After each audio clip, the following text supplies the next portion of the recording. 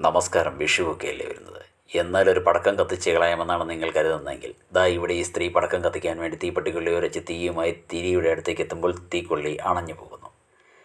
അങ്ങനെ അവൾ അടുത്ത കൊള്ളി എടുത്ത് ഉരയ്ക്കുന്നു, അത് ഒടിഞ്ഞു പോകുന്നു.